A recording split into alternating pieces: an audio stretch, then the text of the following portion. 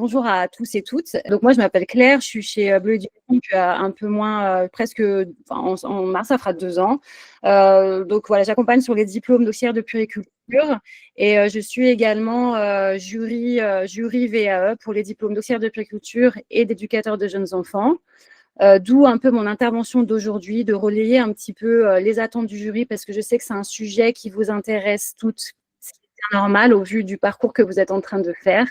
Donc voilà, il y a un certain nombre de questions qui reviennent de manière assez régulière, donc je trouvais intéressant qu'on puisse en parler librement dans un atelier qui serait ouvert à tous. Voilà, je suis aussi en diplôme, je suis auxiliaire de puériculture et éducatrice de jeunes enfants. Voilà, et j'ai exercé en crèche pendant presque 20 ans, voilà, pour la partie un peu CV me concernant. Alors, je trouvais intéressant de faire un petit point sur le jour J, parce que beaucoup de questions peuvent être liées à ça. Donc, qu'est-ce qui se passe concrètement le jour J? Donc ça, c'est des choses que celles qui sont accompagnées vont pouvoir longuement discuter avec votre accompagnatrice quand vous en serez à la partie préparation orale. Mais je vais juste vous ramener quelques petites infos comme ça.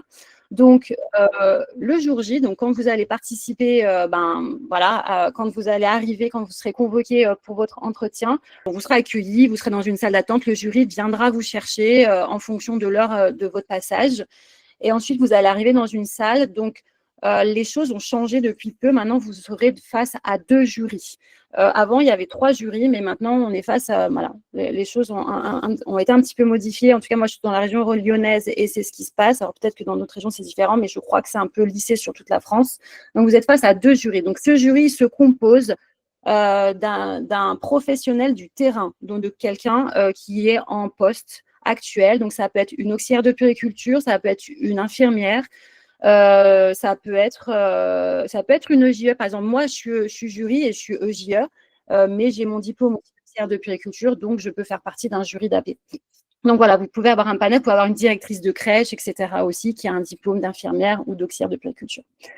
Donc voilà pour la partie composition du jury. L'entretien d'oral, il dure 1 heure. Donc, c'est 1 heure si vous êtes au premier passage. Il peut durer moins longtemps si vous avez déjà validé certains blocs de compétences durant un passage précédent. Mais sachez que le jury peut quand même vous tenir un peu la jambe pendant 1 heure. Le jury n'est pas censé vous reposer des questions sur les blocs que vous avez déjà validés. Voilà. La présentation, en fait, normalement, elle peut se faire en 10 minutes. Mais classiquement, on travaille avec les candidates, enfin les accompagnatrices, généralement, elles travaillent pour qu'elles durent entre 4 à 5 minutes maximum. Des fois, les jurys, voilà, si ça dure au-delà de 5 minutes, ils peuvent couper, dire, voilà, on vous laisse dire un dernier mot, puis après, on va passer aux questions. Donc, les questions, la présentation, c'est la présentation personnelle, le parcours professionnel. Moi, j'aime bien travailler avec les candidates, le fait de pouvoir mettre en lien l'expérience professionnelle avec les compétences de l'auxiliaire de puériculture. Moi, j'ai des candidates qui ont un parcours totalement différent de la petite enfance avant d'avoir fait avant d'avoir travaillé dans la petite enfance. Et je dis, toute ton expérience, même si elle était en dehors de la petite enfance, elle peut être intéressante à exprimer parce que ça t'a permis d'acquérir certaines compétences qui peuvent être amenées en présentation pour valider le diplôme d'AP. Par exemple, si vous avez travaillé dans la vente et que vous avez été en lien avec des clients toute la journée, ça va vous donner certaines capacités en termes de communication, en termes de compréhension des besoins des autres, en termes de langage non verbal. Voilà, il y a plein de choses comme ça qui peuvent se faire. Donc, c'est intéressant pour moi de parler un petit peu de son expérience professionnelle et de mettre en lien avec les compétences du métier d'auxiliaire de puériculture. Donc ça, c'est la partie professionnelle. Après, vous pouvez parler un peu de votre cursus de formation, de pourquoi vous voulez devenir auxiliaire de puériculture. Moi, je trouve que c'est intéressant de montrer un petit peu au jury, moi, j'ai eu le déclic à ce moment-là pour travailler dans la petite enfance, etc. Vous pouvez parler de votre poste actuel aussi dans votre structure. Quel poste vous avez, quelles sont vos missions, quelles sont vos fonctions, que faites-vous concrètement, même si vous le détaillez dans le livret, mais ça peut être intéressant d'en reparler ici. Et voilà, ça peut être intéressant aussi de dire qu'est-ce que vous allez faire si vous avez ce diplôme d'auxiliaire de puériculture, quels sont vos projets professionnels, ça c'est intéressant de le savoir. Des fois, le jury peut, si la personne ne le dit pas dans sa présentation, il peut poser la question. Voilà, voilà à peu près en termes de présentation, mais à affiner avec votre… là, je vous ramène à votre accompagnatrice, elle va vraiment pouvoir, de rien Camille, elle va vraiment pouvoir vous aiguiller sur tous ces sujets-là. Je voulais aussi vous parler de la posture du jury. Ça, c'est très important. Souvent, les candidates, quand elles ressortent de l'entretien, elles ont des impressions qui sont des fois pas toujours très positives de l'attitude du jury. Il faut savoir que nous, on a des injonctions très fortes de la part de la DRET, qui est que nous, on doit avoir une posture neutre. C'est-à-dire que lorsque vous répondez à une question, peu importe la réponse que vous donnez, vous ne devez pas comprendre que nous sommes OK avec vous, ou alors au contraire, ce que vous avez dit est potentiellement une erreur. On doit rester neutre. Donc ça fait effectivement, quand on est neutre, un être humain, quand il est neutre, c'est vrai qu'il n'a pas un faciès, ben voilà, on n'est pas expressif. Donc ça peut faire paraître des personnes un peu fermées, on va dire. Mais ça, c'est parce que c'est un jury qui tient sa posture. Donc ça, je trouvais que c'était important de pouvoir en parler pour que vous soyez un petit peu au courant. Deuxième chose, le jury aussi, mais vous allez percevoir, si le jury il attend une question un peu différente de ce que vous avez pu lui répondre, en général, il repose un peu plusieurs fois la même question sous une autre manière, etc. Voilà. Le jury aussi, il est concentré sur ce que sur ce que vous dites. Donc, des fois, quelqu'un de concentré, c'est quelqu'un qui a un visage un peu fermé. Voilà. Donc, tous ces paramètres-là, ne les prenez pas pour vous. Et voilà, ne prenez pas ça en considération. C'est vraiment la posture du jury. Ça, c'était important, moi, je pense, de pouvoir vous en parler aussi à ce moment-là. Voilà, là. J'avais envie aussi de vous parler de la délibération. Comment le jury délibère? Comment ça se passe? En fait, il faut savoir que sur une session de jury, sur une journée entière, en général, on voit 5 candidates. Donc, on en voit 2 le matin, 3 l'après-midi ou inversement. Et donc, le jury, du coup, il doit prendre des décisions au fil des candidates qu'il voit défiler. Donc, si vous êtes la première à passer à 10 heures, donc le jury, il a un temps avant. Nous, on arrive en général à 8h30 dans les locaux. On a un temps de réunion avec les responsables de la DRIT et tout ça, qui nous remettent les règles, etc., qui nous réexpliquent le fonctionnement, etc. Des choses qu'il y a des jurys qui arrivent, ils sont nouveaux jurys, donc ils ont besoin. Voilà. Puis le rappel des règles, c'est toujours intéressant. Et ensuite, on a un temps d'échange entre jurys où on va venir revoir un peu tous les dossiers et voir ce que les uns ou les autres ont pensé des différents livrets que l'on a reçus. Et donc, on se dit, pour cette candidate, ça serait intéressant qu'on oriente les questions dans ce côté-là. Pour cette candidate, plutôt de ce côté-là. Voilà. Donc ça va. On a un temps au début de journée où on a un temps d'échange, en fait, tout simplement. Ensuite, lorsque la candidate, elle passe, donc on sait à peu près comment on s'oriente. Il y a même des jurys qui peuvent se dire, moi, je te laisse pas poser ces questions dans cette partie-là, moi, j'irai plutôt dans cette partie-là, je te laisse commencer, etc. Il y a un jury qui est animateur, un peu plus animateur, et l'autre un peu plus en retrait. Souvent, la question qu'on se pose en tant que jury, c'est est-ce qu'on l'embaucherait? Est-ce qu'on travaillerait avec elle? Voilà. Souvent, c'est des questions un peu qu'on se pose quand on doit affiner certaines choses. Voilà, ça peut être des questions qu'on se pose en tant que jury aussi. Et du coup, à la fin, lorsque vous sortez de la salle, que l'entretien est terminé, c'est là que le jury délibère. Donc, c'est là que du coup, il y a concertation. On a à peu près un quart d'heure, mais si on a besoin de plus, on prend plus. Mais en général, on essaie d'y tenir parce qu'après, ça fait retarder les autres derrière. Mais bon, globalement, on a un quart d'heure pour délibérer sur la candidate. Donc, le jury, quand il va vous interroger sur votre livret, il doit vous interroger sur tous vos blocs non validés, bien sûr. Si vous êtes un deuxième passage, vous avez déjà validé des choses, il n'y reviendra pas. Il va venir questionner les blocs qui ne sont pas validés. Et il doit tous les passer. Donc, en général, il va de fiche en fiche. Classiquement, on commence par la fiche 1 jusqu'à la fiche 11. Voilà. Après, il y a des jurys qui passent d'une fiche à l'autre comme ça. Bon, ça dépend des uns et des autres. Mais il est censé vous interroger sur tout votre livret. Donc, nous, quand on fait la délibération, eh bien, on passe du temps à voir, en fonction du référentiel de compétences, si toutes les compétences ont été abordées ou en tout cas répondues, etc., ou si ça correspond aux attentes du référentiel de compétences de l'auxiliaire de puériculture. Voilà. Donc, c'est un gros job, voilà, qui demande. Voilà. Donc, en général, quand vous sortez un quart d'heure plus tard, là, il y a une délibération, il y a la décision qui a été prise. Donc, nous, on remplit des fiches et ensuite, on transmet ces fiches-là à la DRET.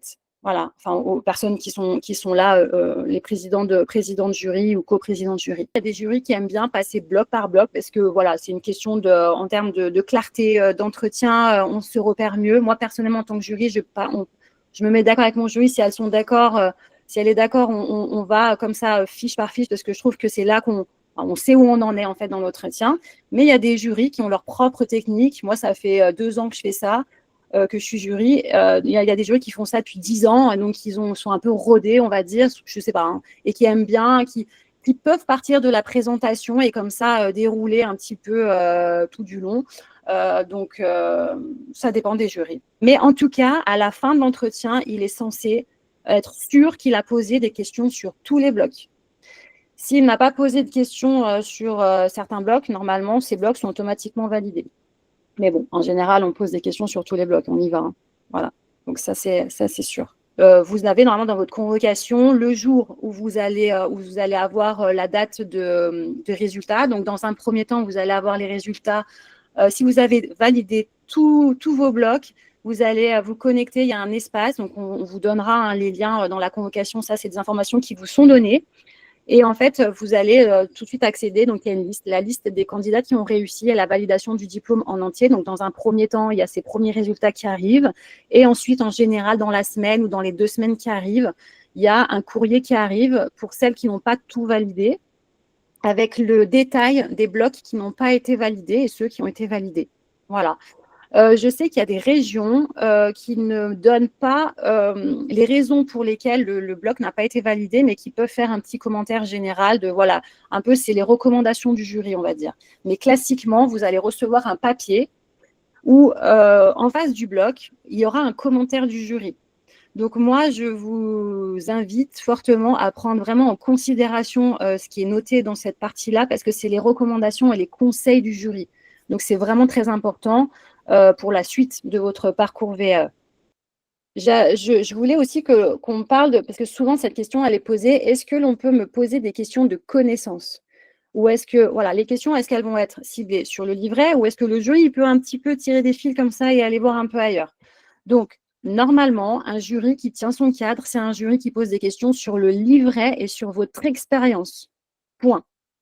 Si par exemple, vous parlez en revanche, si vous, dans une de vos situations, vous parlez, je ne sais pas, d'un enfant qui a de l'hyperthermie, qui fait de l'hyperthermie, le jury peut très bien, par contre, vous demander pourquoi pas, d'après vous, à partir de quelle température, si ce n'est pas très clair peut-être dans votre livret, ou s'il sent qu'il peut-être il a besoin d'aller sur ce terrain-là, il peut très bien vous demander, d'après vous, quels sont, à partir de quel degré on peut parler d'hyperthermie.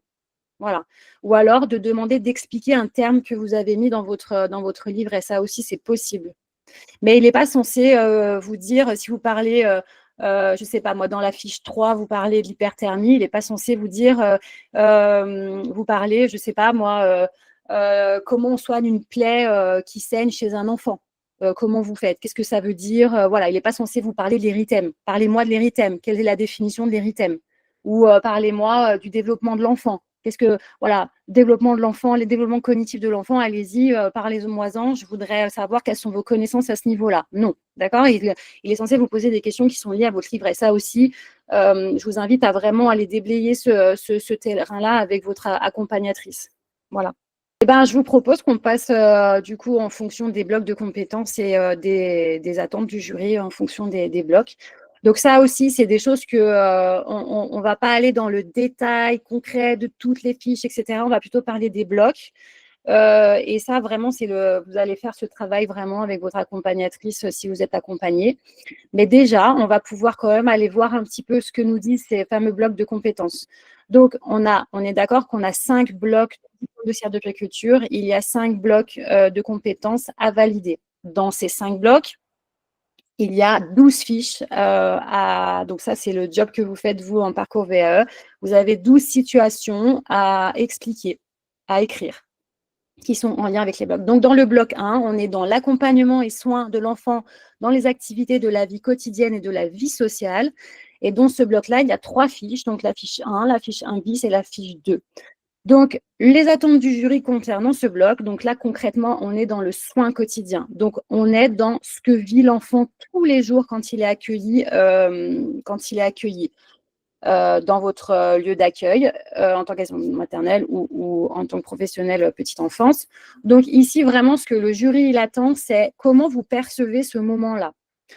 Qu'est-ce que ça veut dire pour vous le soin d'accompagnement de l'enfant? Vous pouvez avoir, moi je travaille tout le temps cette question avec mes candidates, c'est qu'est-ce que c'est pour vous le soin quotidien? Qu'est-ce que ça veut dire en fait? Et souvent dans les fiches, vous avez des questions à la fin. Vous savez les fameuses questions qui sont à la fin des fiches, qui est comment avez-vous adapté ces soins à la situation de l'enfant et quels effets ont eu votre action? Voilà.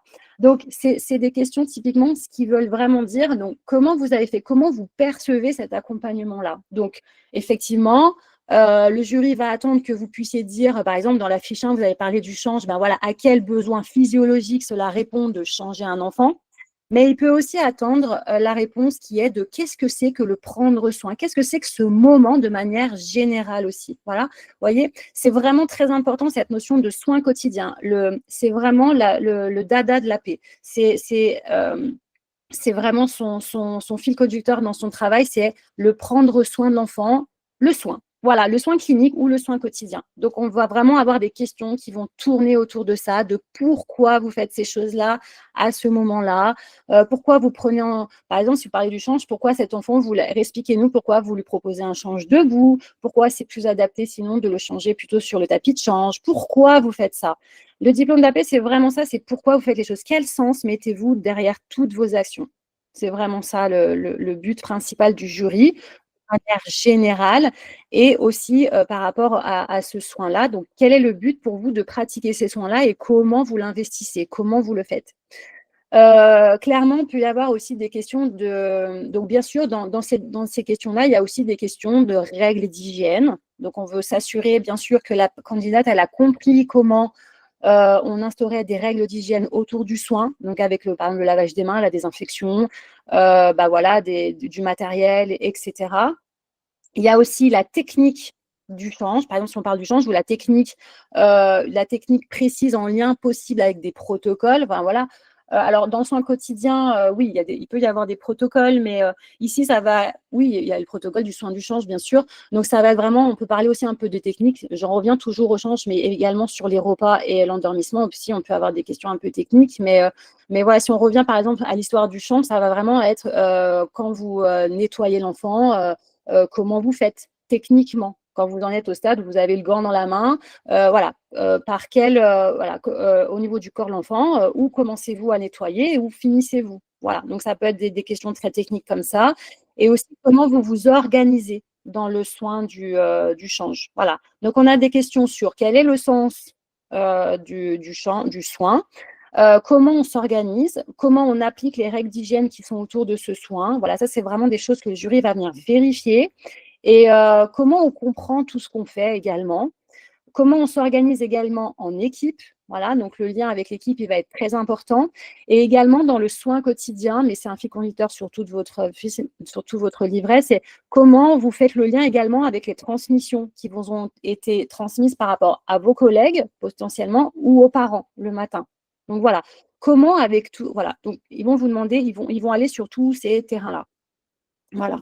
Donc, la fiche 1 et la fiche 1 bis, ça va vraiment être l'explication. Bah, la fiche 1, on sait que c'est le soin quotidien, donc ça peut être le repas, ça peut être un soin de change, ça peut être un accompagnement à la sieste, lavage des mains, habillage des habillages, etc. Ou, oui, on en reste là. Donc, ça va être expliquer ce genre de moments. La fiche 1 bis, on va plutôt parler ici de l'activité d'éveil. Donc, pareil, hein, règles d'hygiène, organisation en équipe, pourquoi on a choisi cette activité-là avec ces enfants-là, quel est le sens derrière cette action qu'on a faite, cette proposition qu'on a faite aux enfants. La fiche 1 bis, vous pouvez avoir un petit peu plus de questions sur des connaissances de l'enfant. Alors attention, connaissances de l'enfant en lien avec votre situation, c'est-à-dire, par exemple, si vous avez choisi, je ne sais pas, le transvasement avec des enfants qui ont entre 18 mois et 36 mois, bah pourquoi typiquement vous proposez cette activité-là à cet âge-là? Voilà, quel est le but pour vous? Qu'est-ce que ça… pourquoi c'est intéressant de le proposer à cet âge-là? Vous voyez, ici, on est entre le jury questionne pourquoi la candidate propose ça en lien avec des connaissances sur le développement de l'enfant. mais ça reste en lien avec sa situation. Donc, c'est tout à fait ajusté de poser cette question voilà, dans cette situation-là. Donc, on est entre la connaissance et l'expérience professionnelle que la candidate vient nous exprimer à travers son livret. La fiche 2, donc là, on avait plus être sur les risques. Donc, effectivement, les risques qui sont liés à une activité de la vie quotidienne. Donc voilà. Donc là, c'est une fiche qui a, on va dire, je ne sais pas si on peut dire plus technique, mais en tout cas, il va falloir faire le lien avec les risques potentiels que l'enfant y vit à travers ses soins quotidiens. Voilà, donc à travers le repas, l'accompagnement à l'endormissement, le change. Donc, quels sont les risques liés et comment j'y fais face moi. Donc là, on vient plutôt voir comment la candidate, elle vient. C'est très important cette fiche. Pour moi, je la trouve très importante. Elles sont toutes importantes, bien sûr, mais celle-ci, le jury, il veut vraiment savoir si la candidate, elle est en capacité d'avoir compris les risques potentiels quand on s'occupe des enfants dans le quotidien. Voilà. Donc, voilà, durant le repas, il y a un certain nombre de risques qui peuvent être identifiés. À part la brûlure, l'étouffement, voilà, il y en a d'autres, il y en a plein d'autres. Donc on veut être sûr que la candidate elle a conscience que tous ces risques existent et comment elle sait y faire face ou comment elle a compris comment c'était organisé au sein de sa structure pour pouvoir y faire face. Voilà. Concernant le bloc 1, on va être à peu près voilà, dans ces attentes-là. Donc voilà. Maintenant, le bloc 2, donc le bloc 1 et le bloc 2, donc c'est le cœur du métier de la paix. Donc effectivement, en jury d'entretien, on y va à fond, on va dire, si je peux m'exprimer ainsi. Ça ne veut pas dire qu'on essaie de cuisiner la candidate, c'est pas ça, mais on est très vigilant et on est vigilant à vraiment aller sur est-ce qu'on a questionné la candidate sur ce point-là, oui, sur ce point-là, oui, etc. Voilà, on est assez vigilant sur ce que la candidate nous dit et sur ce qu'on doit lui poser comme question. C'est le cœur du métier. Donc, de toute façon, voilà. Le bloc 2, donc là, on est toujours dans le soin, mais on n'est plus dans le soin quotidien. Donc, ça, celles qui sont au parcours VE, elles l'ont déjà bien saisi. Ici, on est vraiment, le jury veut vraiment comprendre comment la candidate, elle perçoit l'évaluation, bah, voilà, comme son nom l'indique, évaluation de l'état clinique et mise en œuvre de soins adaptés en collaboration. Donc, ici, il va y avoir plusieurs choses. Déjà, on est dans du soin spécifique. Je fais un soin à l'enfant au vu de ce que j'ai observé de son changement d'état clinique. Ou alors au vu de ce que, par exemple, voilà, il arrive, il a une ordonnance, ou il y a un PAI en cours, où l'enfant se cogne, se blesse.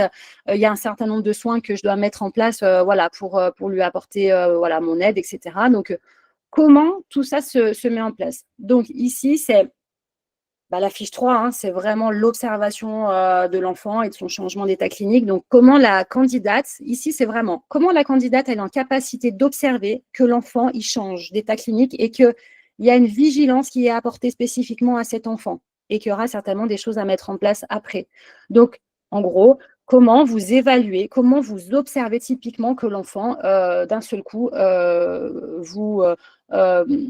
manifeste des changements et comment vous vous y adaptez.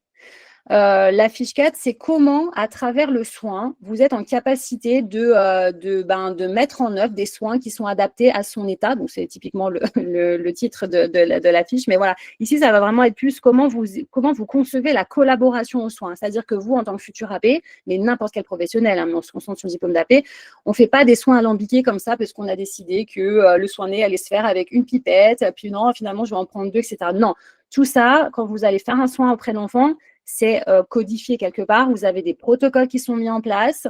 Vous devez suivre une ordonnance, etc. Donc ici, dans cette question, dans cette fiche-là, on va vraiment comprendre comment la candidate elle perçoit la collaboration aux soins avec l'enfant. Voilà, comment elle la comprend pour pouvoir l'appliquer au mieux. Ici, on veut être vraiment sûr que la candidate elle a compris qu'il fallait suivre un certain nombre de choses, des protocoles, une ordonnance, etc. Et comment elle est en capacité d'appliquer ces protocoles ou de suivre ces ordonnances pour pouvoir prodiguer les meilleurs soins possibles à l'enfant. Ou de collaborer avec l'infirmière. C'est que nous, souvent, on reçoit des livrets, on se dit, tiens, la fiche 4, est-ce qu'on a une collaboration en direct avec une infirmière? Voilà, en général, on attend ça en priorité, mais après, on sait que dans la vie de tous les jours, on n'est pas avec des infirmières au quotidien. Donc, il y a d'autres formes de collaboration qui sont mises en place. Donc, on attend ça dans cette fiche, voilà, comment elles collaborent d'une autre manière aussi. Voilà, la fiche 5, là, on va plus parler d'ergonomie. Donc, en général, ici, les attentes du jury, moi, souvent, je propose, est-ce que vous voulez expliquer ou est-ce que vous voulez mimer la situation? Donc, en général, la candidate, elle préfère mimer, c'est plus simple. Voilà, on mime la situation, c'est plus simple. Après, il peut y avoir une petite question sur l'enfant, la physiologie de l'enfant, etc. Mais si on veut vraiment être sûr que la candidate, elle ne se met pas en danger quand elle porte les enfants ou quand elle les mobilise, et on veut être sûr que la candidate, elle sait comment mobiliser aussi les enfants. Voilà, comment elle sait les porter, comment elle sait les accompagner dans les déplacements. On veut être sûr que la candidate, elle a bien compris quelle était la meilleure attitude à avoir auprès de l'enfant. Voilà concernant le bloc 2. Je ne sais pas s'il y a des questions ou si je continue. Hein, n'hésitez pas à poser des questions s'il y a des choses qui viennent. Sinon, je continue sur les autres blocs. Il y a une petite question en direct, en effet, de Séverine. Faut-il connaître les normes et anomalies au sujet des paramètres vitaux? Oui. Alors, c'est vrai que c'est la seule petite dérogation. Alors, les anomalies, je dirais… Ah oui, les anomalies, oui. Par exemple, si on parle de saturation… ouais, OK. Surtout les normes. En fait, c'est vrai que moi, pendant longtemps, moi, cette partie-là, pour être honnête, je la laisse. Je suis toujours avec une infirmière en co-jury. Je laisse vraiment cette partie-là à mon co-jury qui est infirmier. Je trouve que c'est plus adapté que ce soit elle qui pose des questions. Et en général, c'est les infirmières qui posent ces questions-là. Mais oui, il n'est pas rare qu'on puisse demander, par exemple, si vous parlez de saturation ou de fréquence respiratoire, quelle est la norme pour un enfant de 0 à 1 an ou de 1 an à 3 ans, etc. Oui, ça, Pourquoi il faut les connaître? Parce qu'en fait, si jamais, avec votre diplôme d'AP, vous pouvez être amené à travailler dans n'importe quel secteur. Et en fait, il faut que vous puissiez connaître un peu ces éléments qui sont un peu une base. C'est-à-dire que si vous êtes face à un enfant qui est branché, et pardon, si les infirmières visionnent cette vidéo, je vais parler de monitoring, je ne sais pas si c'est un monitoring. Pardon, j'ai que travaillé en crèche, moi, pas trop à l'hôpital, voire pas à part mes stages. En tout cas, si l'enfant il est relié à une machine, effectivement, on attend de l'auxiliaire de puériculture qu'elles sont en capacité, en visualisant les chiffres qui sont sur cet appareil, de visualiser si l'enfant il est dans les normes ou pas. Il y a même en service d'urgence, je sais que des auxiliaires de puériculture posent la saturation sur un enfant, etc., ou relèvent des informations concernant certains paramètres vitaux, dont ceci. Donc oui, il faut les connaître.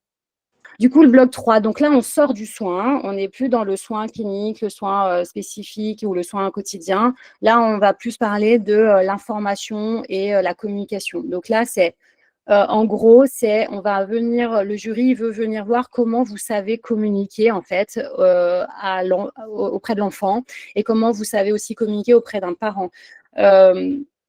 Qu'est-ce que vous mettez en œuvre? Un peu des techniques peut-être que vous avez des techniques de communication, peut-être que vous avez fait des formations aussi en communication, que vous avez certaines bases et tout ça. Donc ça, c'est intéressant de pouvoir les expliquer.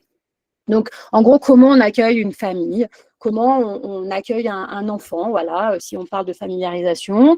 Ça peut être une situation en lien avec une transmission du matin ou une transmission du soir. Donc, pareil, qu'est-ce qui se joue à ce moment-là? Quelle est votre posture? Quelles sont les questions que vous posez? Pourquoi vous posez ces questions-là? Voilà, mais on va vraiment parler plus de… moi, j'aime bien poser des questions qui sont du genre…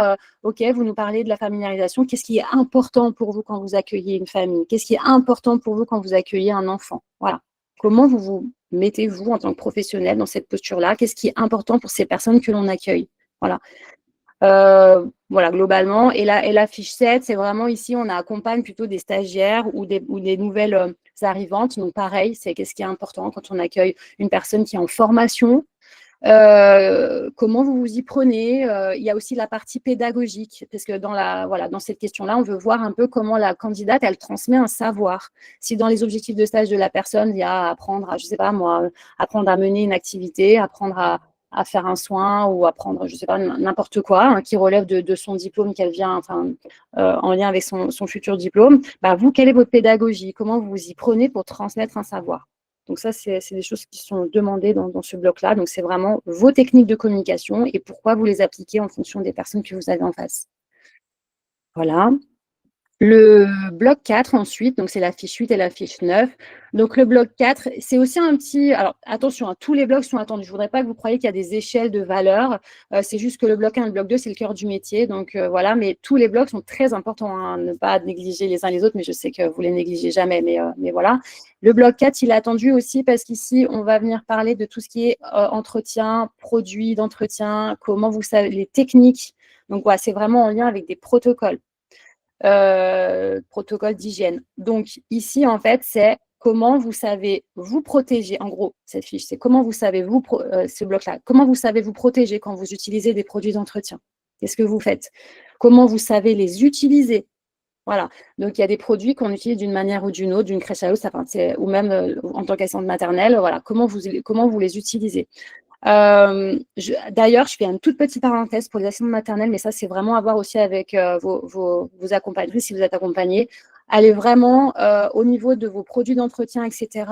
Je vous conseille vraiment d'aller interpeller votre infirmière de PMI qui est là aussi pour ça, pour vous donner des billes en fait, en termes de produits, de techniques de nettoyage, etc., parce que vous n'êtes pas soumis au protocole. Et du coup, ça peut être intéressant d'aller aussi questionner sa PMI sur la façon dont vous procédez à l'hygiène des locaux, etc. Ça peut être intéressant, si vous êtes en parcours VE, d'aller questionner l'infirmière PMI qui viendrait valider ce que vous faites, vous rassurer, etc., sur vos techniques de nettoyage ou vos produits, ou alors peut-être vous conseiller. Si vous êtes accompagné par une infirmière et que vous êtes en diplôme d'AP, elle pourra peut-être vous aiguiller sur ça, mais c'est quand même intéressant d'avoir aussi de pouvoir justifier à l'oral que vous avez vérifié ça avec votre infirmière référente de PMI. Voilà, c'est juste la petite parenthèse. Donc ici, voilà, c'est comment vous utilisez votre produit, comment vous savez vous protéger, quelles sont les techniques de nettoyage que vous utilisez. Voilà, en général, il y a une question qui est quels sont les 3 grands principes du nettoyage vous devez nettoyer une surface, quels sont les 3 grands principes que vous utilisez lorsque vous nettoyez cette surface. Donc ça, voilà, c'est des choses qu'on va vous demander, qu'on veut être sûr que pour vous, c'est OK. On veut être sûr aussi que vous sachiez qu'il y a normalement des protocoles d'hygiène dans les structures et que vous en avez connaissance. Moi, souvent, cette question, je peux la poser. Où sont vos protocoles d'hygiène? Est-ce que vous savez où ils sont? Est-ce que vous les avez repérés? Qu'est-ce qu'il y a dedans? Donc ici aussi, il y a tout ce qui est stockage et stockage des produits d'entretien. Donc ça, c'est important aussi. On va venir voir ça. Voilà. En gros, c'est ça. La fiche, le bloc 4, le bloc 4. Et la fiche 9, c'est vraiment comment vous êtes en capacité de repérer qu'il y a une anomalie sur un. Voilà, quelle est votre responsabilité? Il y a aussi ici, c'est comment vous êtes. On veut s'assurer que la candidate, elle est à même d'identifier qu'il y a une problématique par rapport au matériel qu'elle utilise et comment elle traite cette anomalie. Voilà. Donc, c'est un peu la responsabilité d'être en fait, vous avez la responsabilité en tant qu'AP de travailler avec du matériel qui fonctionne pour le bien-être des enfants, voilà, qui en découle, bien sûr. Donc, voilà, on veut repérer ça aussi dans le bloc 4. Le bloc 5, donc ça, c'est vraiment tout ce qui est le travail en équipe. C'est le travail d'équipe ici. C'est vraiment ça qu'on veut venir voir. Comment vous travaillez dans une équipe pluridisciplinaire? Qu'est-ce qui est important dans le travail d'équipe? Donc ça va être une des parties. Et puis aussi, il y a tout ce qui est les supports de communication. Donc, toutes les informations que la continuité de soins. Il faut vraiment savoir parler de cet élément-là. Qu'est-ce que vous percevez dans la continuité de soins? À quoi elle sert? Et comment vous tracez les soins que vous faites au quotidien. Donc, quels supports vous utilisez, comment vous les utilisez, qu'est-ce qui est important, etc., etc., etc. Rechercher les bonnes informations auprès des interlocuteurs pour pouvoir s'occuper des enfants après. Voilà, donc ça, c'est toutes des questions qui sont demandées, des choses qui sont bien demandées. Et comment vous organisez aussi votre activité, votre quotidien au sein d'une équipe. Voilà, comment vous travaillez en équipe. Voilà à peu près pour le bloc 5, ce qui est demandé.